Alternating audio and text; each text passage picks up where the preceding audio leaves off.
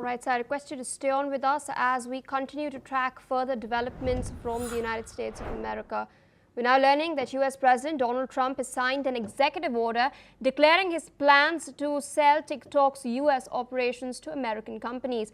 President Trump also stressed that the new framework for TikTok would meet the requirements outlined in the 2024 bipartisan law, which mandates that the video sharing app would be banned in the US unless its Chinese parent company ByteDance sells its US operations to American companies. Now, under the new framework, 6 out of 7 board members of TikTok would be American nationals. The app's algorithm is to be retained, and the data of American users will be stored on a cloud server managed by Oracle outside of ByteDance's control. President Trump has highlighted that he held good talks with Chinese President Xi Jinping and that he appreciated the Chinese president's approval of this deal. Listen in. So this is interesting because I had a very good talk with President Xi. A lot of respect for him. Hopefully he has a lot of respect for me too.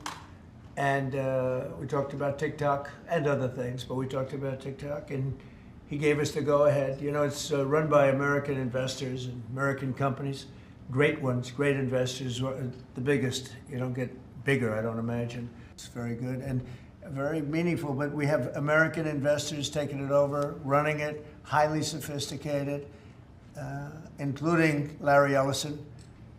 And Oracle, I guess, is going to play a very big role in terms of security, safety, and everything else. So we have very good control.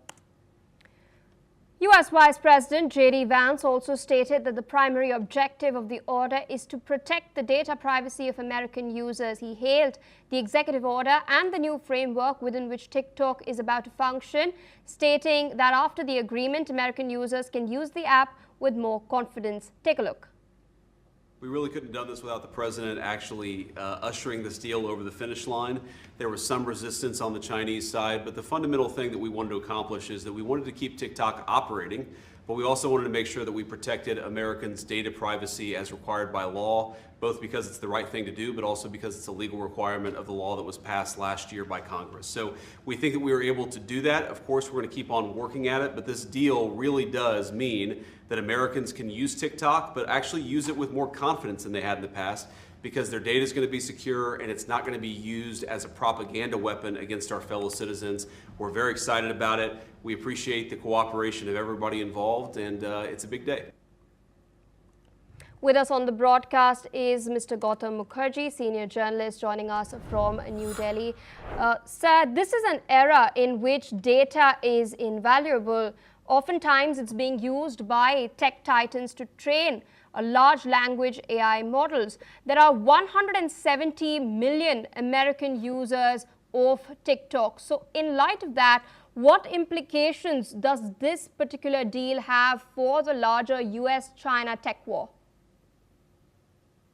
Well, certainly data privacy is a case in point, and by more or less wrestling this very successful app away from the Chinese and into American hands, with the Americans in charge of the data on their cloud, which they will control, is a plus without doubt in terms of the American position. But it is also a very lucrative deal. This Chinese app has been built up from nothing into a valuable asset, and to be able to take this over at a good price and henceforth grow it under American control and by American business is, a typical Trump deal. It is good for America, good for MAGA, and so maybe China doesn't like it, but the option was probably to close it down, leave America, which was being spoken of at one point in time before Trump was better advised, and he has pushed this into American hands. I think it's a win-win for America. All right, so I request you to stay on with us as we track further developments from Washington. Donald Trump